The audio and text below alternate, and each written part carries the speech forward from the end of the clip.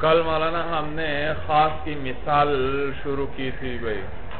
قرآن میں اللہ فرماتے ہیں والمطلقات یتربصن بانفسہن ثلاث. طلاق والی عورتیں اپنے نفسوں کو روکے رکھیں 3 قروء تک.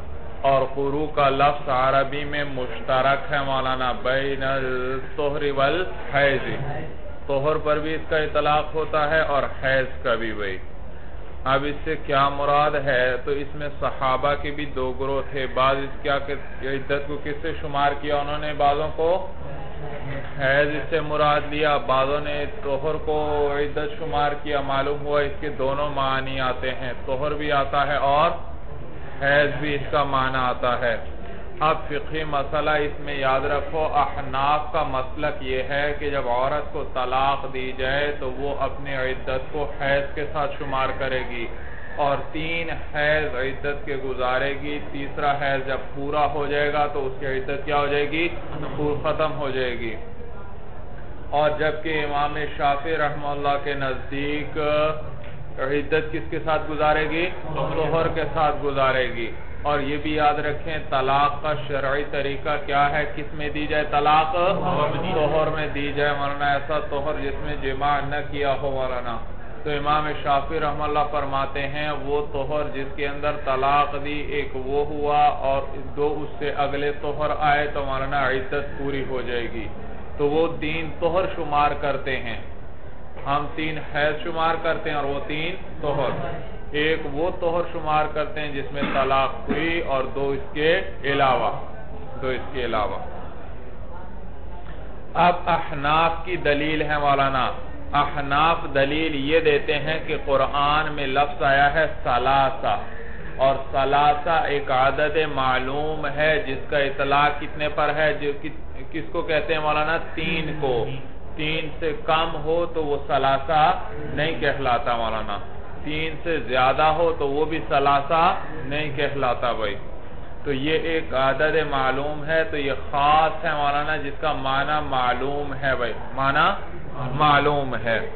اور اس پر عمل کرنا خاص کتاب اور ضابطہ پڑھا آپ نے کہ کتاب اللہ کے خاص پر عمل کرنا واجب ہے.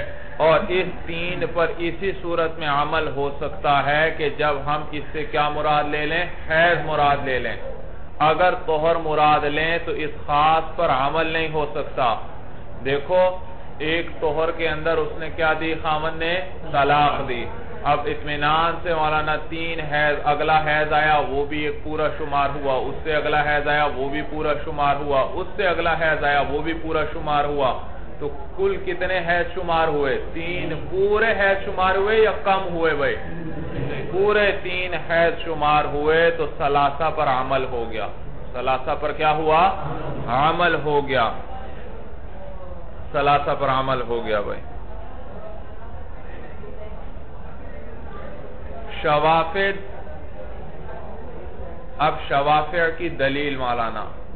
شوافع فرماتے ہیں کہ اس سے مراد، قروء سے مراد کیا ہے؟ طہر مراد ہے بھائی، طہر مراد ہے. تو دراصل ثلاثۃ اطہار ان کے معنی میں ہے عبارت بھائی، ثلاثۃ اطہار. اب ان کی 2 تقریریں ہیں مولانا. 2 تقریریں علماء کرتے ہیں، دونوں ہو سکتی ہیں کہ انہوں نے کیا مراد دیا مولانا قروء سے؟ طہر. دلیل ان کی ثلاثہ کے میں تا آ رہی ہے مولانا. دلیل ان کی کیا ہے کہ ثلاثہ کے اندر تا آ رہی ہے. اور نحوی قانون ہے کہ ثلاثہ سے لے کر 10 تک جو ہے عدد کیا آتا ہے مولانا؟ خلاف القیاس آتا ہے. مذکر کے لیے بالتا اور مؤنث کے لیے بغیر تا کے. اور تو مذکر کے لیے تا کے ساتھ اور مؤنث کے لیے بغیر تا کے مولانا. اور یہاں قرآن میں کس کے ساتھ آیا ہے مولانا؟ تا کے ساتھ آیا ہے. معلوم ہوا کہ اس کی جو تمیز ہے، جو آگے وہ جمع آ رہی ہے، وہ مذکر ہے یا مؤنث ہے مولانا؟ وہ کیا ہے؟ مذکر ہے. کیونکہ تا کس کے لیے آتی ہے عدد کے اندر؟ تذکیر کے لیے، مذکر کے لیے آتی ہے بھائی، مذکر کے لیے آتی ہے. تو معلوم ہوا اس سے طہر مراد ہیں، کیونکہ طہر مذکر ہے اور حیض مؤنث ہے۔ عربی میں حیض کا لفظ کیا ہے؟ مؤنث سماعی ہے، مؤنث استعمال ہوتا ہے۔ اور ثلاثہ کے اندر تا آئی تو معلوم ہوا اس سے کیا مراد ہے؟ طہر مراد ہے۔ سمجھ میں ہے؟ دوبارہ سنو بھئی یہ شوافع کی دلیل بھئی، شوافع دلیل پکڑتے ہیں ثلاثہ کی تا سے مولانا، وہ کہتے ہیں نحوی قانون ہے کہ ثلاثہ سے لے کر 10 تک جو عدد آتا ہے وہ خلاف القیاس آتا ہے، مذکر کے لیے تا کے ساتھ اور مؤنث کے لیے بغیر تا کے آتا ہے، اور قرآن میں آیا ہے تا کے ساتھ۔ معلوم ہوا آگے تمیز کس قسم کی ہے؟ مذکر ہے یا مؤنث ہے؟ مذکر ہے بھئی، سمجھ میں ہے؟ مثلا آپ کہنا چاہتے ہیں 3 آدمی، کیا کہیں گے؟ ثلاثۃ رجال، اور آپ کہنا چاہتے ہیں 3 کاپیاں یا 3 عورتیں کہنا چاہتے ہیں تو کیا کہیں گے؟ ثلاث نسوۃ بھئی۔ تو دیکھا مؤنث کے لیے بغیر تا کے اور مذکر کے لیے تا، اور قرآن میں آیا ہے تا کے ساتھ۔ معلوم ہوا آگے جو تمیز ہے وہ کیا ہے؟ مذکر، اور طہر اور حیض میں سے طہر مذکر ہے اور حیض کیا ہے؟ مؤنث۔ معلوم ہوا کہ یہاں کیا مراد ہے؟ طہر مراد ہے، طہر مراد ہے۔ یہ بات سمجھ میں آ گئی؟ اب اس میں 2 تقریریں ہو سکتی ہیں مولانا کہ آپ نے کہ انہوں نے جو مراد لیا قروء سے کیا مراد لیا؟ طہر مراد لیا، یا تو اس وجہ سے مراد لیا کہ قروء وہیں اعتبار کہ قروء کا معنی طہر لیا انہوں نے۔ قروء کے بارے میں نہیں کہا کہ قروء کس کی جمع ہے؟ قرء کی، کس کی جمع ہے؟ تو وہ یہ نہیں کہہ رہے کہ قرء کا لفظ مذکر ہے، بلکہ وہ یہ کہنا چاہتے ہیں کہ قرء کا معنی ہے حیض۔ اگر حیض لیں تو حیض کیا ہے؟ مؤنث، اور قرء کا معنی طہر لیں تو یہ کیا معنی؟ یہ کیسا ہے؟ یہ مذکر ہے بھئی، یہ کیسا ہے؟ تو آپ اس سے کیا مراد لیں گے مولانا؟ مذکر لیں گے مراد یا مؤنث بھئی؟ تا کی طرف دیکھتے ہوئے بتائیں بھئی۔ مذکر۔ تو شوافع یا تو یہ کہنا چاہتے ہیں کہ قرء کا معنی یہاں مذکر والا لیں گے تاکہ تا جو آئی ہے اس کے ساتھ مطابقت ہو جائے بھئی۔ بات سمجھ میں آ رہی ہے؟ تا کے ساتھ کس طرح مطابقت ہوگی کہ قرء کا کون سا معنی مراد لیں؟ مذکر معنی مراد لیں۔ سمجھ میں آیا بھئی؟ یا مولانا یہ ایک تقریر ہوئی کہ اس کا معنی انہوں نے کیا لیا؟ مذکر، یا وہ یہ کہنا چاہتے ہیں کہ قرء کا لفظ ہی مذکر ہے۔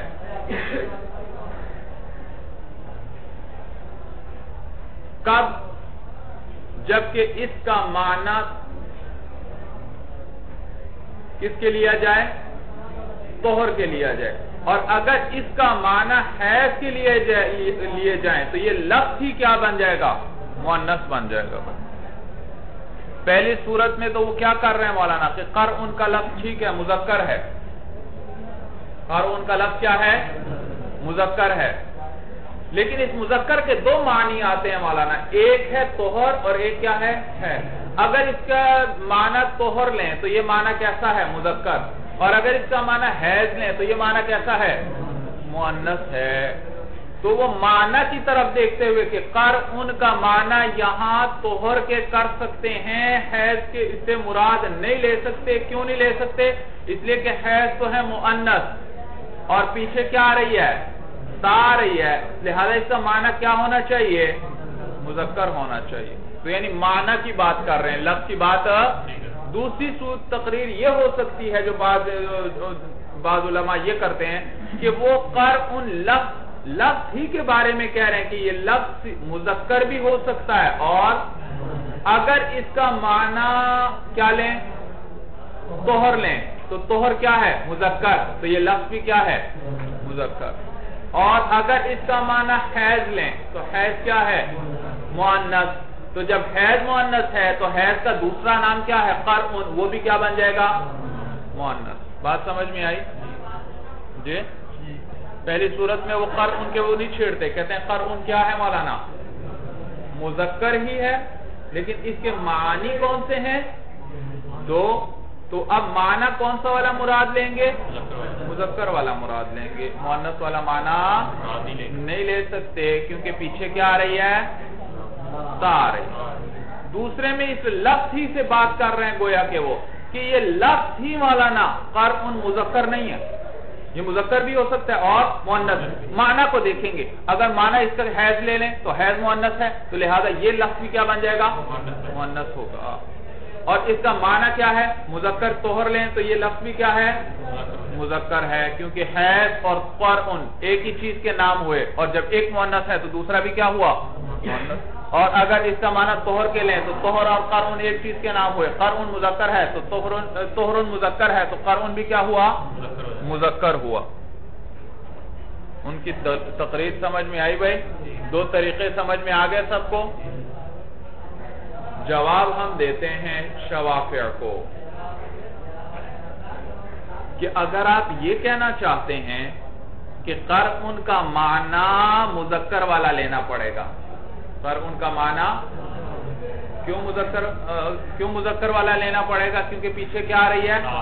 تو جواب یہ مولانا کہ یہ جو تا آئی ہے یہ قرء لفظ کے لحاظ سے آئی ہے, اس کے معنی کے اعتبار سے نہیں آئی, کیونکہ یہ نحوی قانون ہے مولانا, اور نحوی بحث کرتا ہے لفظوں سے نہ کہ معنی سے, اور لفظوں کے اعتبار سے قرء کیا ہے؟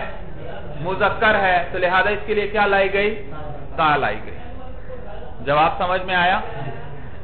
انہوں نے صرف معنی کو دلیل بنایا تھا نا, قرء لفظ کے بارے میں تو ٹھیک ہے, قرء ہے ہی مذکر, وہ بھی نہیں کوئی بات کرتے اس بارے میں, لیکن قرء کا معنی وہ کیا کہتے ہیں؟ کیا کرو؟ معنی بھی مذکر والا کرو, کیونکہ پیچھے کیا آ رہی ہے؟ تا آ رہی ہے. اگر آپ حیض لیں گے تو حیض معنی ہے مؤنث, تو اس تا کے ساتھ اس کی مطابقت نہیں ہوئی. تو ہم کہتے ہیں کہ نحوی بحث کرتے ہیں لفظوں سے, اور یہاں پر ثلاثہ کی تمیز آ رہی ہے قرء, معنی کی طرف نہیں دیکھے گا نحوی قرء کے لفظ کو دیکھے گا, تو اس کے مطابق کیا آنی چاہیے؟ تا آنی چاہیے. اور اگر قرء کا لفظ مؤنث ہو تو پھر کیا آ سکتی ہے؟ تا نہیں. تو نحوی بحث کرتا ہے لفظوں سے, اور لہذا لفظ قرء کیا ہے قرآن کے اندر جو آیا؟ مذکر ہے, لہذا اس کے لیے کیا لائی گئی؟ تا لائی گئی. اور اگر آپ دوسری تقریر کہ آپ نے کیا کیا, وہ دراصل کیا کہنا چاہتے ہیں, انہوں نے اس سے طہر کیوں مراد لیا؟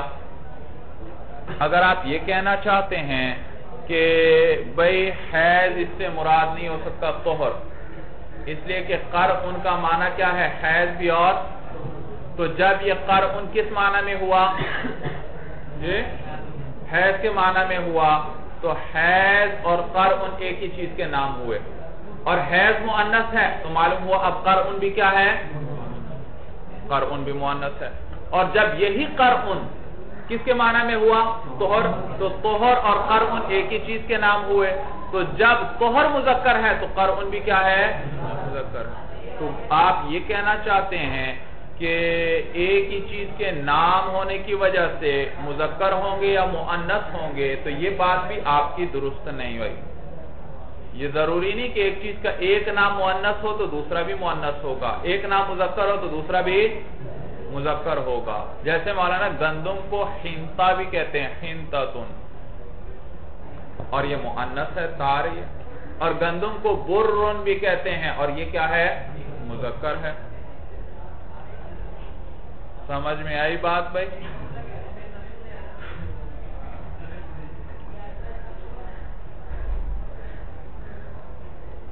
جواب سمجھ میں آئے بھائی؟ دوبارہ سنو مولانا.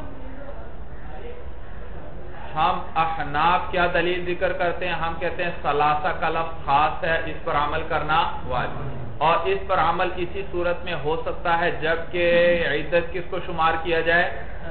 حیض کو, کیونکہ طلاق دی جائے گی طہر میں اور طہر میں, تو لہذا کیا ہوگا؟ اگلے 3 پورے پورے حیض شمار ہو جائیں گے. تو ثلاثہ پر عمل ہوا یا نہ ہوا مولانا؟ وہ حیض جو آپ نے شمار کیے پورے 3 ہیں یا 3 سے کم یا زیادہ ہیں؟ پورے 3 ہیں. تو ثلاثہ پر کیا ہوا؟ اور امام شافعی رحمہ اللہ کیا فرماتے ہیں؟ طہر مراد لیں گے. کیا مراد لیں گے؟ طہر مراد لیں گے. کیوں طہر کیوں مراد لیں گے؟ اور طہر کون سے مراد لیتے ہیں؟ ایک وہ طہر جس کے اندر انہوں نے کیا کی ہے؟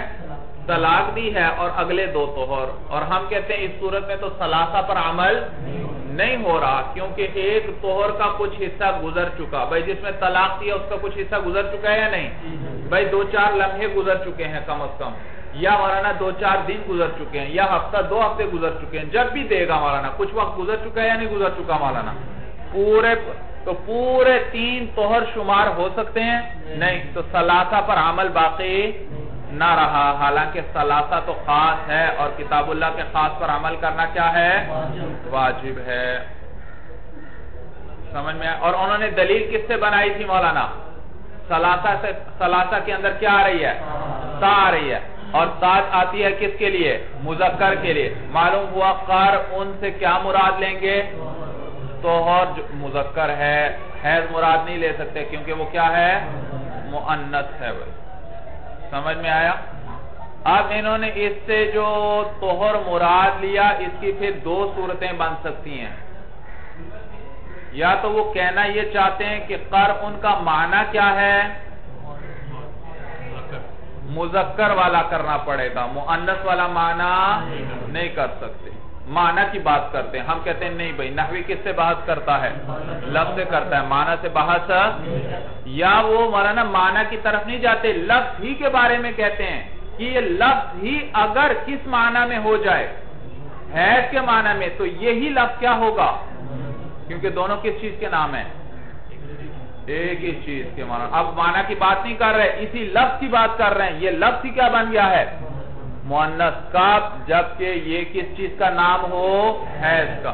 اور یہ لفظ ہی مذکر ہوگا جب یہ کس چیز کا نام ہو؟ طہر کا. جب یہ طہر کا نام ہوگا تو یہ مذکر ہوگا, جب حیض کا نام ہوگا تو ہم کہتے ہیں نہیں بھائی یہ بھی بات درست نہیں ہے مولانا. اس لیے کہ ایک ہی چیز کے 2 نام ہو جائیں تو ضروری نہیں کہ ایک نام مؤنث ہے تو دوسرا بھی مؤنث ہو, یا ایک مذکر ہے تو دوسرا بھی ایک مذکر ہو سکتا ہے اور ایک کیا ہو سکتا ہے؟ مؤنث ہو سکتا ہے. دلیل سمجھ میں آئی بھائی؟ ذرا تھوڑی سی باریک سی بات جو فرق میں نے سمجھایا بھائی وہ سمجھ میں آ گیا سب کو؟ تو ہم کہتے ہیں اگر آپ کے اس سے طہر مراد لیے جائیں تو ثلاثہ پر عمل باقی. حالانکہ ثلاثہ تو خاص ہے, اس کا معنی تو معلوم ہے, اور یہ 3 سے کم پر بھی نہیں بولا جائے گا, 3 سے زیادہ کو بھی ثلاثہ. اور اس پر اسی صورت میں عمل ہو سکتا ہے جب اس سے حیض لیں. پورے 3 حیض آرام سے شمار ہو جائیں گے, کوئی مسئلہ نہیں. لیکن اگر آپ اسے طہر مراد لیتے ہیں تو کون سے طہر آپ مراد لے رہے ہیں؟ ایک وہ جس میں طلاق دی اور اس کا تو کچھ حصہ گزر چکا. تو پورے 3 ہوئے یا 2.5 پونے 3 ہوئے بھائی؟ 2.5 یا ثلاثہ پہ عمل ہوا, ثلاثہ پہ عمل باقی نہیں رہے گا. یہ بات سمجھ میں آ گئی سب کو؟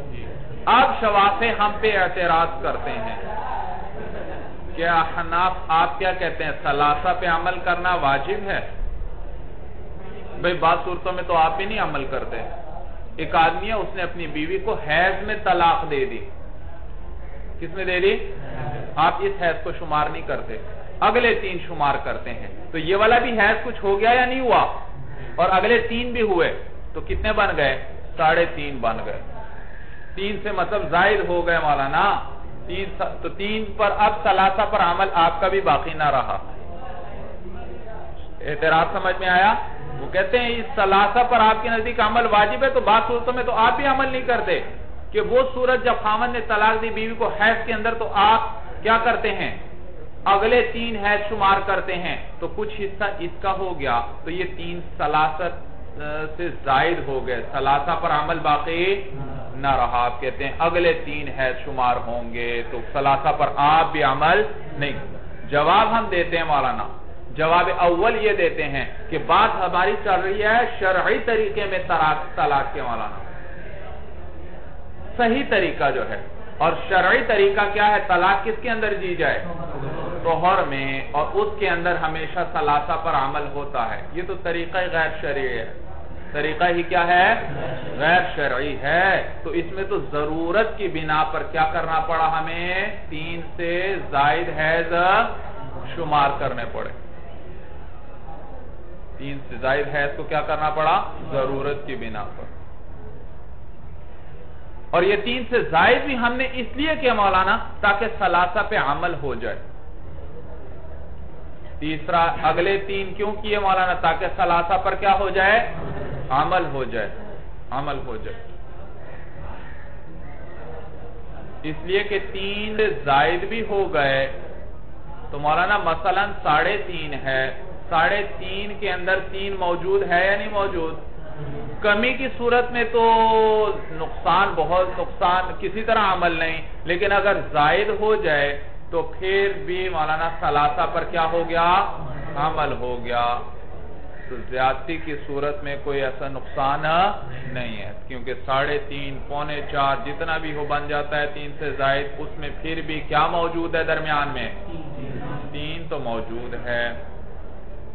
سمجھ میں آیا؟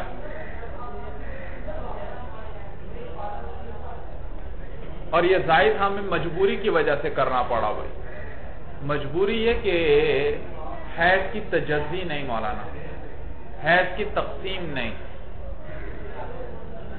یاد رکھو جیسے باندی کا حکم آدھا ہے، آزاد عورت سے آدھا ہے، جیسے حدیث میں آتا ہے طلاق الامۃ سنتانی، باندی کی کتنی طلاقیں ہیں؟ طلاق الامۃ سنتانی وعدتها حیضتانی، اور اس کی عدت کتنی ہے؟ 2 حیض ہیں۔ تو 2 حیض ہیں مولانا، سمجھ میں آیا بھائی؟ 2 حیض ہیں۔ تو دیکھو آپ آزاد عورت کی کتنی طلاقیں ہیں؟ 3۔ اور باندی کی کتنی ہونی چاہیے؟ نصف، 1.5 ہونی چاہیے۔ لیکن طلاق کی تجزی ہے، طلاق تقسیم ہوتی ہے؟ طلاق تو تقسیم نہیں ہوتی، تو پھر ہم کیا کہا گیا کہ 2 ہیں، اس آدھے کو پورا کر لیا گیا، 2 ہیں۔ اسی طرح مولانا نیز حدیث سے ہماری تائید بھی ہو گئی کہ باندی کی عدتها حیضتانی، اس کی عدت کتنے ہیں؟ 2 حیض ہیں۔ تو حدیث سے پتہ چل گیا کہ باندی کی عدت حیض سے شمار ہوگی، اور باندی کا حکم ہوتا ہے آزاد سے آدھا۔ معلوم ہوا آزاد عورت کی عدت بھی کس سے شمار ہوگی؟ حیض سے۔ اور وہاں 2 اس لیے کہا گیا کہ مولانا حیض کی بھی تجزی نہیں، تقسیم نہیں ہو سکتی کہ کب آدھا ہے اور کب آدھا نہیں ہے، تقسیم نہیں ہو سکتی۔ تو اس آدھے کو بھی تو 1.5 حیض ہونا چاہیے تھا، لیکن اس کی چونکہ تجزی نہیں تو اس کو پورا کر لیا گیا، اور کیا کہا گیا؟ اس کی عدت کتنی ہے؟ 2 حیض ہے۔ تو یہاں بھی اسی طرح خاوند نے بیوی کو طلاق دے دی، اس کی عدت تیسرے حیض میں جا کر، مثلا دیکھو اس حیض میں ایک شخص نے اپنی بیوی کو طلاق دی، آدھا گزر چکا ہے، کتنا؟ آدھا باقی ہے، یہ آدھا ہو گیا۔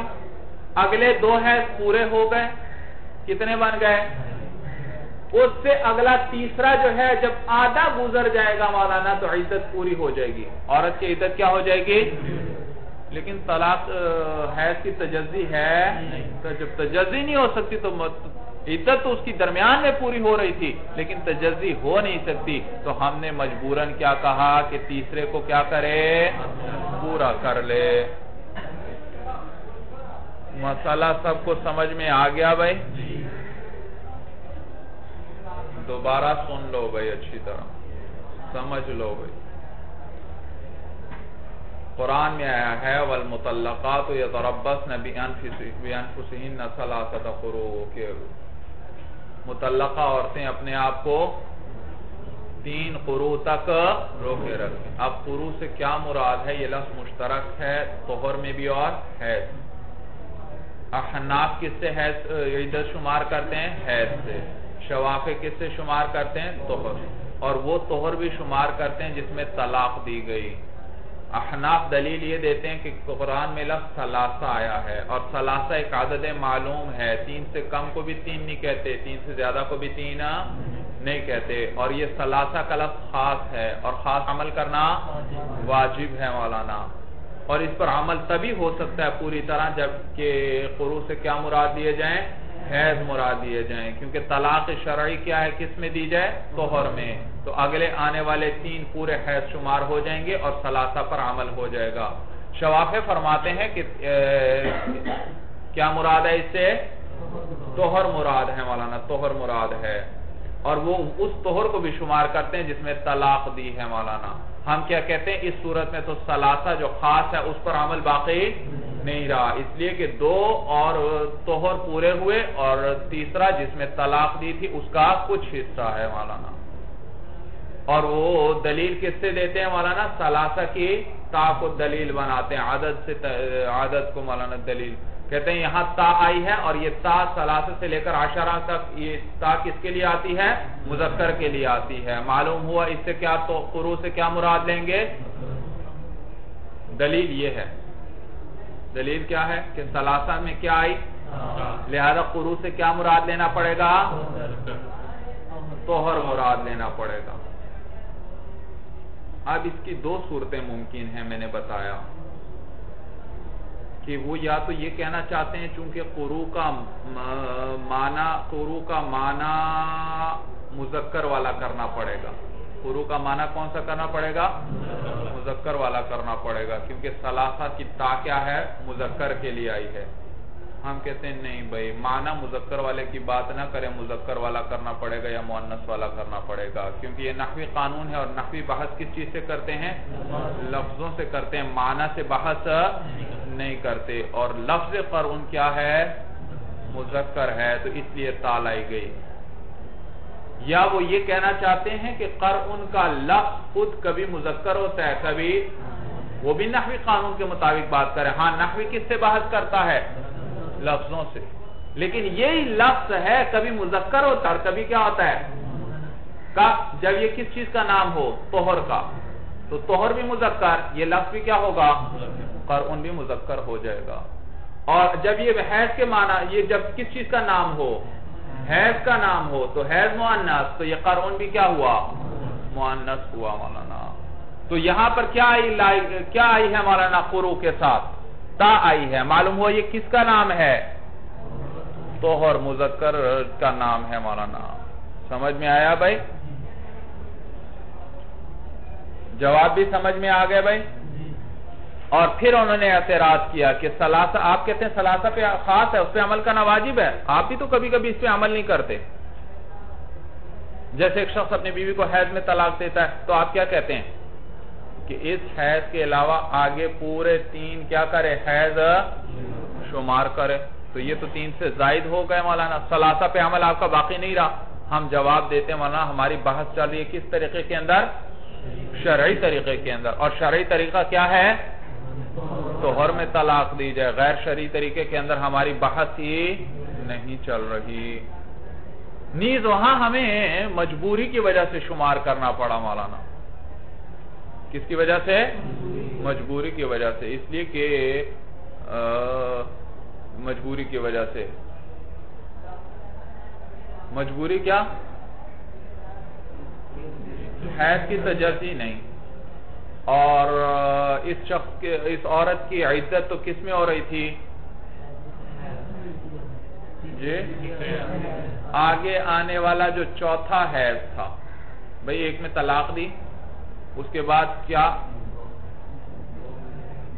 2 پورے گزرے، اور تیسرے میں جا کر مولانا، تو پہلے میں سے بھی آدھا اور چوتھے میں سے بھی آدھا، یہ کتنے بن گئے؟ 3۔ تو اس چوتھے کے نصف میں جا کر اس کی کیا ہو رہی تھی؟ عدت، لیکن طلاق کی عدت کی، حیض کی تجزی، اور جب تجزی نہیں تو مجبوراً ہمیں کیا کرنا پڑا؟ اس کو پورا شمار کرنا پڑا۔ جیسے باندی کی حکم کیا ہوتا ہے؟ آزاد عورت سے آدھا ہوتا ہے، تو آزاد عورت کے لیے 3 طلاقیں ہیں، تو باندی کے لیے کتنی ہونی چاہیے؟ 1.5 ہونی چاہیے، لیکن چونکہ طلاق کی بھی تجزی نہیں، تو وہاں بھی کیا کرتے ہیں مولانا؟ 2 پورا شمار کرتے ہیں. تو یہاں بھی مولانا تجزی نہیں ہو رہی تھی تو مجبوراً کیا کرنا پڑا؟ پورا شمار کرنا پڑا. سمجھ میں؟ اور حدیث میں نے آپ کو سنائی مولانا، حدیث بھی یاد ہونی چاہیے آپ کو. کیا ہے؟ طلاق الامت سنتانی، سا کے ساتھ طلاق الامت سنتانی وعدتها حیضتان.